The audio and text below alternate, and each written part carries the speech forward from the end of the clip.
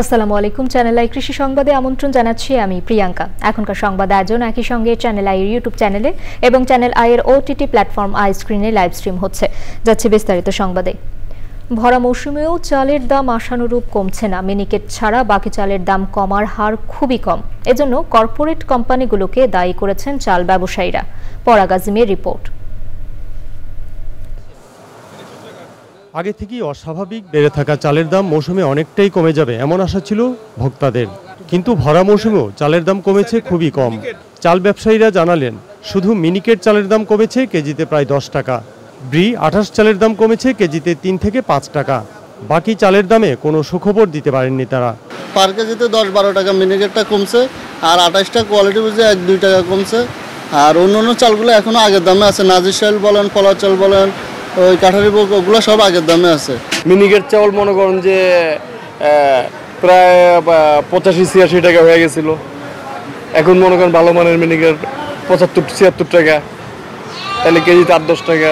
তাহলে না, চাউল তো সব চাউল তো আর একরকম হয় না, কারণ এক একটা সিজন না 28 তেমন কমে নাই, মিনিকেটটা বেশি কমছে। মৌসুমেও চালের দাম কেন কমছে না প্রশ্ন ছিল চাল ব্যবসায়ীদের কাছে। কোম্পানিগুলি মনে করে চালটা মজুত করে রাখে, ধানটা ওনাদের কাছে 1 বছর কিনে রাখে, এটার দাম ধীরে ধীরে ওনারা হাতে নিয়ে তারপর দামটা ধীরে ধীরে বাড়ায়, যে পর্যন্ত ওনাদেরকে বাজার থেকে না সরাবে। আগে যখন মনিটরি ব্যাংক করছে, ছোট ব্যাগ করা হয়েছে, এখন তারা বড় ব্যাগ করে, এই জন্য চালের দামটা কমে না। যদি আগের ভাবে আসে তাহলে চালের দাম কমবে, আর নাহলে এইভাবে থাকবে। চালের দাম নিয়ে হতাশা আছে ভোক্তাদের মাঝে। কোম্পানির নীতি হলে তো আগে সরকারের খেয়াল করতে হবে, নাহলে তো কোম্পানির মধ্যে চলবে। বাকি নিত্যপণ্যের দাম অনেকটাই স্থিতিশীল থাকায় চালের দাম নিয়ে সরকারকে আরও কার্যকর উদ্যোগ নেওয়ার আহ্বান ভোক্তাদের। পরাগ আজিম, চ্যানেল আই, ঢাকা। উত্তরের জেলা পঞ্চগড়ের বিস্তীর্ণ এলাকায় এবার বাণিজ্যিকভাবে মরিচের চাষ হয়েছে। আবহাওয়া অনুকূলে থাকায় বেশিরভাগ জমিতে মরিচের ফলন ভালো হয়েছে। ছিল না কোনো মরকের প্রাদুর্ভাব। তবে আশানুরূপ দাম না পাওয়ায় কিছুটা হতাশ হয়ে পড়েছেন চাষিরা। পঞ্চগড় থেকে এ রহমান মুকুলের পাঠানো তথ্য, ভিডিও চিত্রে রাজীব আহমেদের রিপোর্ট। পঞ্চগড়ে বর্তমানে চলছে মরিচ তোলা ও শুকানোর কাজ। বিস্তীর্ণ এলাকায় মাঠের পর মাঠ শুকানো হচ্ছে পাকা মরিচ। বাড়ির উঠোনে, সড়কের ধারে, টিনের চালে এবং খোলা মাঠে পলিথিনে মরিচ শুকানোর কাজে ব্যস্ত সময় পার করছেন চাষিরা। মরিচ করছি, মরিচ তো এবার লস। আলু করছি, আলু তো লস। যে হিসাবে করেছি এবার আবাদ পানি ইলা তো সার কীটনাশকের দাম বেশি। এবারও মরিচ করে মনে হয় লস হবে। সার কীটনাশকের দাম বেশি, মরিচের দাম কম, কৃষক মজুরি শ্রমিকের দাম বেশি। আবহাওয়া ভালো থাকায় মরিচে তেমন রোগবালাইয়ের প্রাদুর্ভাব হয়নি বলছে কৃষি বিভাগ।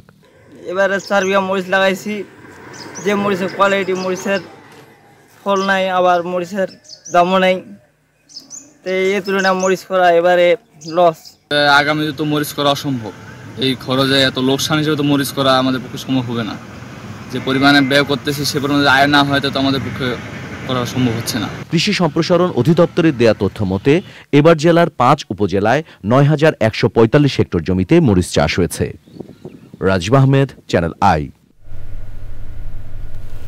বাগেরহাটের মোরেলগঞ্জে 3 দিনব্যাপী ক্লাইমেট স্মার্ট কৃষি প্রযুক্তি মেলার উদ্বোধন হয়েছে। কৃষি সম্প্রসারণ অধিদপ্তরের আয়োজনে মেলার উদ্বোধন করেন কৃষি সম্প্রসারণ বাগেরহাট জেলা ভারপ্রাপ্ত উপপরিচালক রমেশ চন্দ্র ঘোষ। উপজেলা নির্বাহী কর্মকর্তা হাবিবুল্লাহর সভাপতিত্বে অন্যান্যের মধ্যে উপস্থিত ছিলেন সহকারী কমিশনার মোহাম্মদ বদরুদ্দোজা ও অন্যরা। মেলায় উপজেলা কৃষি অধিদপ্তর সহ সরকারি বেসরকারি 11টি প্রতিষ্ঠান তাদের উৎপাদিত ফল ও ফসল দিয়ে স্টল সাজান।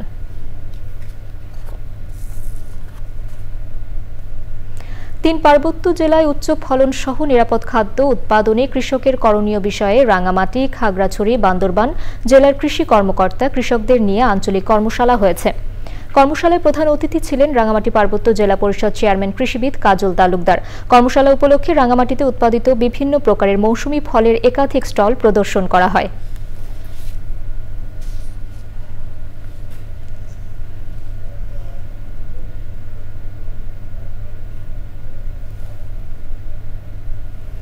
চ্যানেল আই কৃষি সংবাদের আজকের আয়োজন এ পর্যন্তই। পরবর্তী সংবাদ আয়োজনে আমন্ত্রণ জানিয়ে শেষ করছি। ধন্যবাদ সবাইকে।